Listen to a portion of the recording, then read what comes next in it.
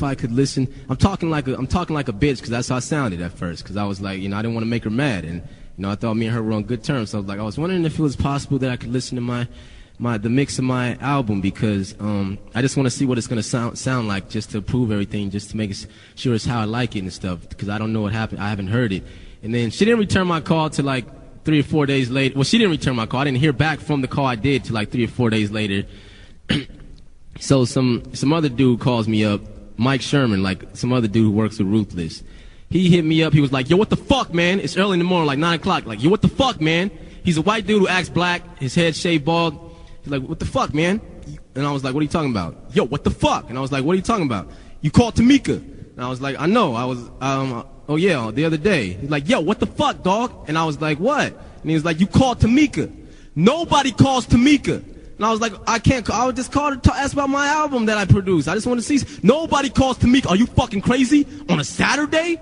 No, dog. Dog, you trying to get kicked off the, dog, she's ready to fire you off the, dog, she's gonna shelf you, dog. She's gonna shelf you. And I was like, she's gonna shelf me for fucking calling her on a Saturday? I kid you not. This is what he was saying. Yo, dog, she gonna fuck, yo, dog, she's pissed. She is pissed, dude. She's chilling with her kids and you calling her about business? About your album? Dog, are you fucking nuts? And I was like, I'm sorry, I didn't know. Well, I mean, I sent her an email. It's like, yo, hit Tamika up right now and you apologize. You apologize for hitting her up in the email. Don't call her, you apologize. And I was, I'm a pussy at first.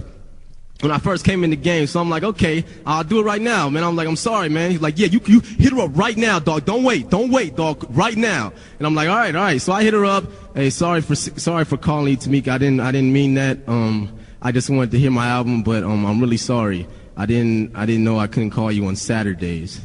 And it's a I didn't know I couldn't call you on Saturdays. I didn't see that in the contract anywhere. So she was pissed off. I didn't hear from Ruthless for like 2 months after that shit. Didn't even get a response to my email. So yeah, that's kind of when shit started going down. After I gave her that call on a Saturday asking to hear the mastered version of my album that I produced and that I recorded in my own home, that I couldn't even hear it. It was fucked up. Still never got to hear it. I heard you guys, some of you probably heard the shit before I did. I didn't literally get to hear it till the album came out. And when the album came out, I didn't even get a copy. They didn't even sign you for a producer either. Yeah, they didn't sign me for a producer either. Didn't tell me my beats weren't good enough. Just talking shit. I produced the whole album. Yeah, that's how you know she doesn't give a fuck about art. She told me my beats weren't good enough, but I produced the whole album. I produced my whole album. She said my beats weren't good enough prior to the album even being out. This fucking stupid bitch. That's a stupid bitch right there. That's real life right there. That's what she is. A fucking idiot. So when the album comes out, I didn't even get to hear the shit.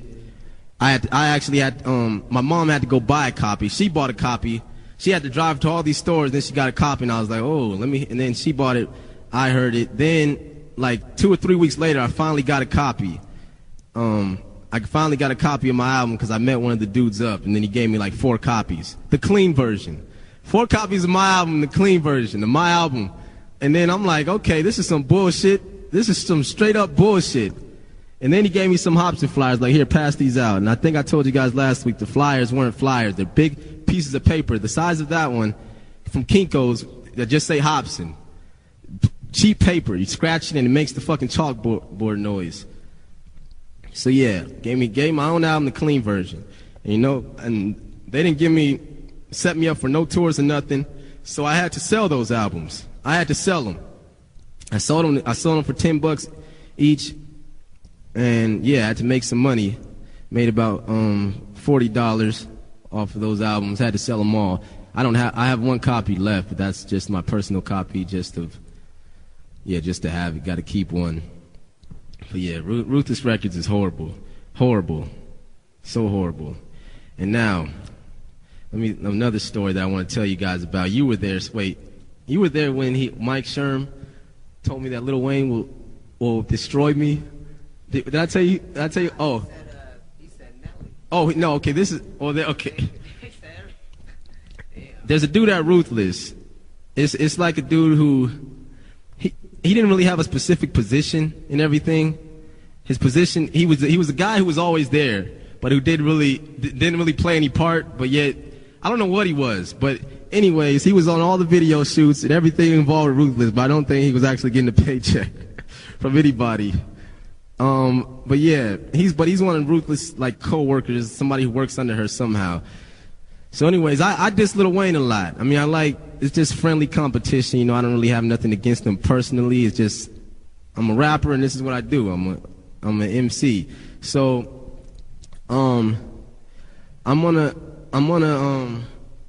the phone with him one day, and then we're talking, and he was like, "Yo, dog, what are you doing?" I made this song called Hippity Hop or something. I don't know if you guys heard it, but it was like, it was something that went hippity hoppity. It was a remix to the Amelie thing, but I just made it in my own way. So, I made that song. Then a few days later, he hits me up like, "Yo, what are you doing, man?"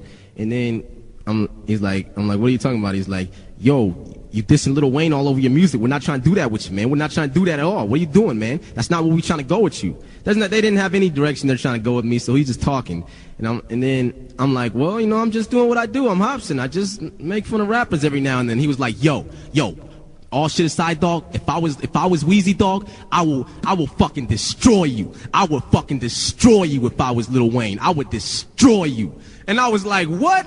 Like, this guy's on my team supposed to help me out, telling me, lowering my confidence, saying Lil Wayne, if he was Lil Wayne, he would destroy me if he was Lil Wayne. I'm like, destroy me? And I took that personal. I'm like, destroy me? I was like, Lil Wayne can't beat me in rapping. I'll fucking eat him. He was like, no, dog, you know, you dog, Weezy, dog. And then he gave me the hand flip. I know what the fuck he's doing. He's like, dog, little Weezy will fucking eat you, dog. And I'm like, okay, all right. So I was mad. The conversation went wrong. So I'm like, okay. I wind up hanging up on him because he's trying to he's talking all this shit. You know, he's just a hater. He's a hater who was on my team. Ruthless is filled with a lot of haters. So he's like, so I hung up on him, didn't talk to him for a while. Then I see him on a video shoot. The video shoot, it was for a song called The Bebop. You were there, Swizz, you remember? Yeah. Yeah, he was in the video. So yeah, we start, and this guy, Mike Sherm, he was like, he loved Nelly. He loved Nelly. Like, this fool loved Nelly a lot. Every time he would bring up a rap conversation, he would bring up Nelly. I'd be like, yo, what you think about my new album, my new song? Yo, that's hot. Kind of sound like some shit Nelly would do. Speaking of Nelly, I was with Nelly the other night. Like, Nelly, this dude is great. Yo, Nelly, man, that's my nigga, man. That's my nigga. I'm like, how did you just convert that to Nelly that fast when it hasn't even been 10 seconds? So we're talking on the fucking, how did that conversation start? I don't remember. I don't remember how exactly it happened, but yeah, he starts talking about, we start talking about freestyling, battling, or something like that, and then he starts talking about, I think I said I didn't really like Nelly. I wasn't feeling him that much like an MC. He makes good music, but he's not like up there. And then he hits me with the line again, yo, Nelly will fucking destroy you. And Swizz is right there too. Like, I got my crew there, so we all look like Nelly. Like, right when he said that was just 100% disrespect. The guy who's in my crew, who's supposed to be on my team, saying Nelly will fucking destroy me. Like, yo, dog, don't sleep on Nelly, dog. Don't sleep on Nelly. He's talking about Nelly. Since when have you heard a sick fucking line from Nelly? He makes good songs. Nelly is not like that type of MC. So he's like, don't sleep, dog. Nelly will fucking murk you, dog. Nelly, dog, I'm telling you. And then I'm like, okay. I almost felt like telling him to call Nelly, which I know he probably couldn't. He just says that shit. He's just one of those guys who's in the back of the entourage, not the front. Yeah, so this guy's talking about don't